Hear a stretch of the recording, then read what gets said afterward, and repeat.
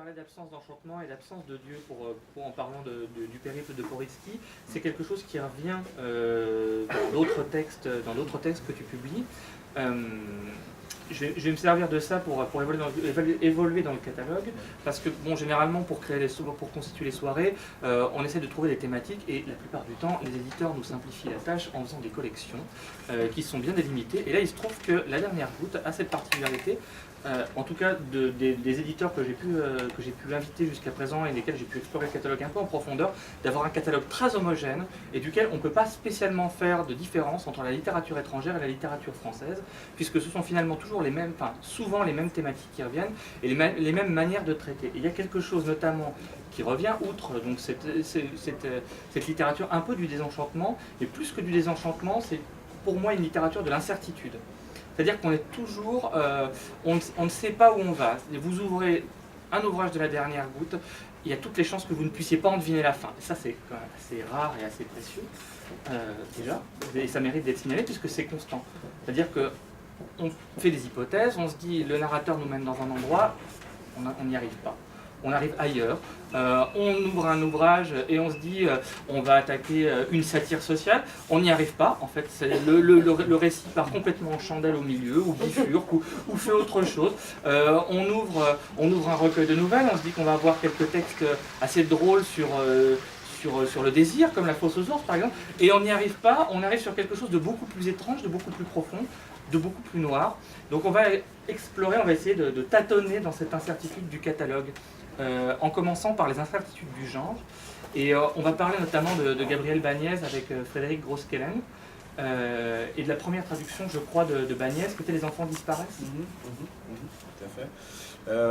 Oui, donc ça c'est sûr que un livre qui ne nous emmène pas à l'endroit... c'est un livre à énigme, donc a priori, toute énigme suppose une résolution. Là, on va quelque part, mais en tout cas, on ne va pas aller vers la résolution à laquelle on s'attendait.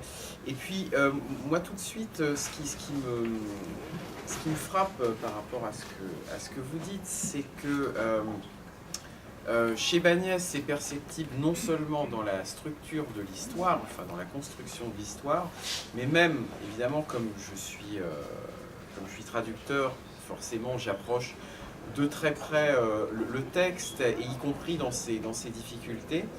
Et Bagnès a vraiment ça, c'est parfois de construire des phrases et tout d'un coup de faire des comparaisons ou des métaphores qui demeurent extrêmement obscures. C'est-à-dire comme si le texte déviait. Par exemple, à un moment donné, je me souviens encore ça, c'était dans Les enfants disparaissent, de quelqu'un qui crache sa fumée et il fait une volute qui ressemble à, je sais plus si c'était une pomme ou quelque chose comme ça. Enfin, disons que la comparaison n'a finalement pas grand-chose à voir avec je dirais, l'objet lui-même. Et donc, et ça c'est assez déconcertant. Et donc du coup ça donne des textes extrêmement mystérieux parce qu'ils gardent une forme de... il y a évidemment une ligne qui est tenue, mais avec tout le temps des écarts, quoi, des variations, des dissonances, des choses extrêmement inattendues. Donc ça c'est vrai que c'est quelque chose qu'on retrouve y compris donc, dans l'écriture elle-même. Si je peux juste me permettre, on parle de Bagnès et Des enfants disparaissent, pour que vous ayez une idée du texte. En fait, j'ai l'habitude de le présenter de cette façon. C'est l'histoire d'un vieil horloger qui est en chaise roulante et qui a deux passions dans la vie. Sa première passion, c'est l'horloger, donc il répare les montres. C'est très drôle. Oui, c'est voilà. Très drôle. C'est très drôle. Il répare les montres. Et... je reprends. Il répare les montres, il adore les mécanismes de précision, il adore tout ce qui est cette petite mécanique à réparer. Et donc sa première passion, c'est ça. Sa deuxième passion, c'est tous les soirs, quand il a fini son travail, il ferme son atelier, son magasin. Et il descend le volet et il va se rendre sur la petite place de la ville où il habite. Et là, il y a une grande pente. Et donc sur son fauteuil roulant, il dévale la pente à toute vitesse, avec l'espoir à chaque fois de battre son record de vitesse de descente de cette pente sur son fauteuil roulant. Et le fait est que chaque fois qu'il bat son record de vitesse, il y a un enfant qui disparaît dans la ville. Voilà. Donc, toute la question, peut-être pas toute la question, mais en tout cas une des grandes questions, c'est de savoir s'il y a un lien entre cet horloger sur son fauteuil roulant qui dévale la pente à toute vitesse et la disparition des enfants. Si il est responsable de quoi que ce soit, si les enfants disparaissent à cause de lui, et est-ce que finalement ils disparaissent vraiment. Voilà, c'est tout un cheminement dans ce livre qui est assez déroutant, qui nous mène vers quelque chose à quoi on ne s'attendait pas vraiment. Et c'est toute la richesse en fait de l'écriture de Bagnès aussi qu'on retrouve dans ce livre-là, et dans les deux autres qu'on a publiés, qui sont traduits également par Frédéric. C'est vraiment... C'est ce que tu disais tout à l'heure, on démarre dans quelque chose et puis on se retrouve ailleurs sans s'en être forcément rendu compte et sans s'y attendre. Et je pense que c'est aussi une des choses qu'on cherche dans la littérature, sans vouloir faire de grands discours sur la littérature, mais c'est quelque chose qu'on cherche vraiment, c'est être dérouté, c'est être amené quelque part où on ne s'attendait pas à aller. C'est visiter des contrées parfois un peu sombres, parfois extrêmement drôles, parce qu'il y a ça aussi dans le catalogue, mine de rien. On va y revenir. Oui, je sais. Donc c'est vraiment être bousculé, sortir de nos petits chaussons et prendre parfois une baffe aussi, ça fait pas de mal. Mais en tout cas, avoir envie de découvrir autre chose, pas forcément de savoir où on va dès le départ. Voilà, c'est notamment ce qu'on trouve avec Bagnès. Alors on va quitter Bagnès quelques secondes parce que c'est l'occasion de replacer. J'ai trouvé en fait dans un roman de Pierre Sandor qui n'est pas publié à la dernière goutte, ce qui me semblait être une description assez, peut-être pas saisissante, mais en tout cas qui reflétait une partie de la dernière goutte. Donc tu me diras ce que tu en penses et on commentera ça avec Pierre aussi. C'est dans le roman Engeland, voilà, qui est paru chez Finitude. Ce qu'il faudrait, ce qu'elle aimerait découvrir de temps à autre, c'est une absence dans le texte, au beau milieu d'un chapitre, la surprise de plusieurs pages blanches, un vertige inexplicable dans l'histoire. Le livre qu'elle aurait plaisir à ouvrir serait comme ça, imprimé avec du silence, des brèves séquences coupées dans une vie, une ou deux images, pas plus, puis à nouveau quelques pages blanches, le silence. Ça colle ? Ça colle bien. Bah, c'est du Pierre Sandor. C'est bien. Non, c'est vraiment, oui, c'est vraiment ça. Enfin, je sais pas, Pierre, tu as envie de dire quelque chose ? C'est le personnage qui parle, donc je suis d'accord avec elle. Mais on retrouve ça dans la construction des ouvrages, puisque plusieurs des ouvrages, et notamment chez les Argentins, ce sont des constructions assez éclatées, avec des éclipses. On ne suit pas le personnage d'un jour sur l'autre, d'une minute à l'autre. Il y a vraiment une grosse éclipse. Et puis, il faut le dire, il y a quand même une collection de narrateurs assez gonflés, assez menteurs, aussi, qui mentent à leurs lecteurs, qui se mentent à eux-mêmes beaucoup. Ça se retrouve chez Bagnès. Tout à fait, enfin parfois c'est des textes à trous en quelque sorte, quoi. Justement, c'est vrai qu'il y a des choses qui vont rester en suspens. Il y a des... je pense aussi parce que je pensais à ces personnages qui ont vraiment quelque chose d'extrêmement imprévisible. Il n'y a pas de... éventuellement, on peut voir apparaître parfois certains personnages qui pourraient avoir comme ça un rôle un peu cliché en quelque sorte, mais finalement, tout de suite, ça va dévier vers des choses totalement inattendues. Il n'y a pas de personnage naïf qui soit pas en même temps un petit peu pervers, et ça peut être parfois juste sur une action ou quelque chose comme ça. Le Macias, c'est très intéressant parce que le Macias des enfants disparaissent, qui est donc cet handicapé sur un fauteuil roulant, et ben on va le retrouver en quelque sorte dans Le Mal dans la peau. C'est-à-dire que dans Le Mal dans la peau, on a Macias sur son fauteuil roulant qui aussi a une loupe d'horloger et tout ça. Sauf que les deux personnages, on ne peut pas dire que c'est comme je dirais dans Balzac, on retrouve un personnage d'un roman sur l'autre. C'est-à-dire qu'il reprend les caractéristiques du personnage, mais en même temps le personnage n'a rien à voir, quoi. On le trouve quand même relativement dans Les enfants disparaissent avec une certaine forme d'humanité, de tendresse, etc. Alors que dans le mal dans la peau, c'est juste un handicapé dégueulasse et libidineux, quoi, si je puis dire. Enfin, j'exagère un petit peu, mais je le fais exprès parce que c'est vrai qu'il le présente d'une manière... voilà, il casse en quelque sorte peut-être l'image être une image un peu victimaire, etc., pour en faire un personnage quand même particulier. Et surtout, on a l'impression qu'il casse son propre personnage. C'est ça qui est, je trouve, assez intéressant. Est-ce que tu peux nous dire quelques mots sur La Vierge d'Ensenada? Alors, c'est mon préféré de Bagnès, d'abord. C'est mon préféré. C'est un livre fleuve. C'est un... je ne vais pas dire que la longueur y est pour beaucoup, mais disons que c'est véritablement une épopée, quoi. C'est véritablement une épopée. C'est un personnage, c'est un roman qui tient d'abord du roman fantastique en quelque sorte, puisque c'est l'histoire de cette jeune fille qui a quitté, donc, qui est une juive belge et qui a émigré en Argentine et qui en fait éprouve à l'égard de sa mère qui est morte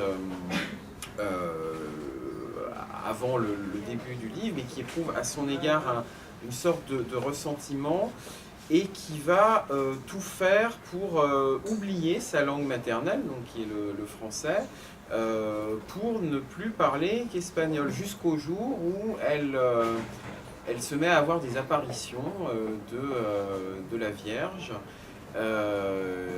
qui lui parle en français en plus, et tout ça, et elle rencontre à cette occasion un prêtre avec laquelle elle va vivre toute une histoire, quoi. Il la rencontre petite fille, et puis elle va grandir, bien sûr, et donc il va y avoir un lien très fort qui va unir les deux personnages. Et puis ensuite, il y a aussi toute l'histoire de ce prêtre, justement, qui a un rapport à la fois extrêmement... on peut dire en même temps combatif et en même temps très, très inquiet.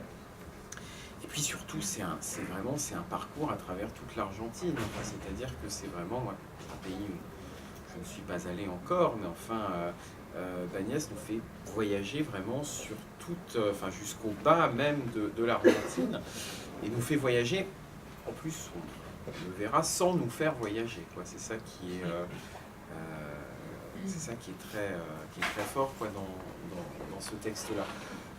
Voilà, donc c'est un livre aussi qui part sur un mystère et qui va, lui, nous emmener dans toutes les ramifications de la société argentine et de son histoire troublée.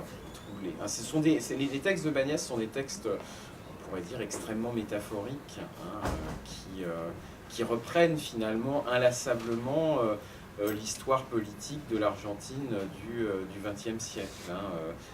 Les enfants disparaissent font précisément allusion à ce qu'étaient les desaparecidos pendant la période de la dictature, donc où non seulement on faisait disparaître des gens, souvent des gens assez jeunes, et puis on faisait aussi disparaître leurs enfants, c'est-à-dire qu'on les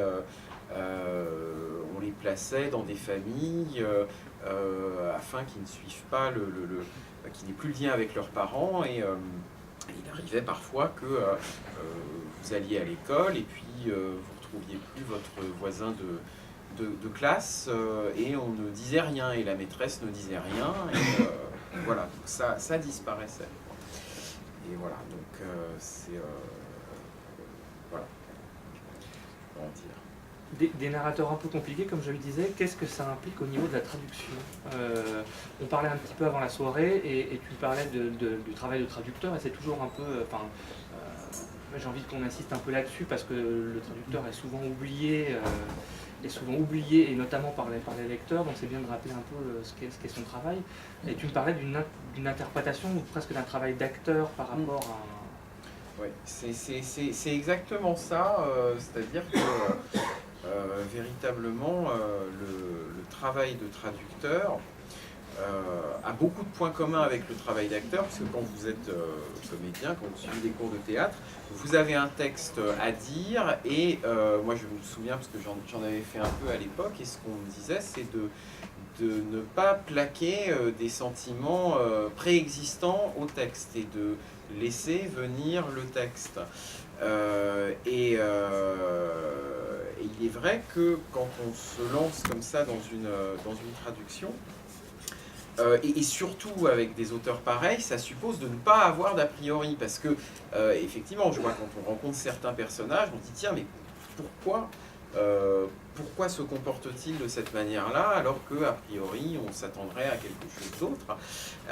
Et au fond, petit à petit, on se rend compte que le texte finit par trouver sa propre cohérence. Alors bien sûr, c'est une interprétation, hein, et je pense que c'est là aussi le travail de traducteur rejoint le travail de l'acteur, c'est que les interprétations, il peut y en avoir plusieurs. Il arrive que sur certains textes, je pense notamment au texte de Mariano Siskind, où on puisse partir dans de mauvaises directions, c'est-à-dire que, alors le texte j'en parle un petit peu aussi, oui. C'est-à-dire que le texte de Mariano Siskind est un texte qui est une histoire d'amour à la fois, un amour perdu et obsessionnel, et qui est plein d'humour. Et moi, c'est vrai que j'étais parti à la base sur une interprétation qui tenait plus compte de l'humour du texte, mais qui s'est avérée être un petit peu plate. Et en fait, en reprenant le texte, je me suis rendu compte que le texte était beaucoup plus profond que ça.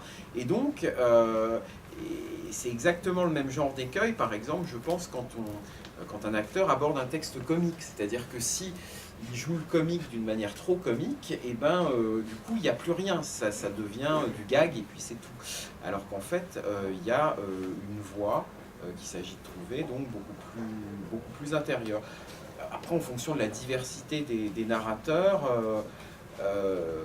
ma foi, je pense que c'est tout d'un coup quelque chose d'un peu mystérieux qui se passe. Je dirais que j'ai un petit peu, moi, tout connu, enfin, en fonction des différentes traductions, que ce soit une voix qui soit difficile à se trouver, que ce soit comme le mal dans la peau, une voix qui dérange, hein, le mal dans la peau, c'est-à-dire qu'à partir du moment où soi-même on se met à parler sur le texte et à mettre ces mots dans les mots de l'auteur, ou l'inverse, vu que le personnage est quand même une figure particulièrement détestable, eh bien, j'avoue que j'ai failli parfois appeler mon éditeur pour lui dire bon, écoute, c'est fini, j'arrête ça, quoi, je laisse tomber, parce que c'était vraiment une traduction douloureuse. Mais par contre, quand je relis le texte, je ne suis pas mécontent du résultat. C'est-à-dire que je crois aussi qu'à un moment donné, on se détache du sujet en lui-même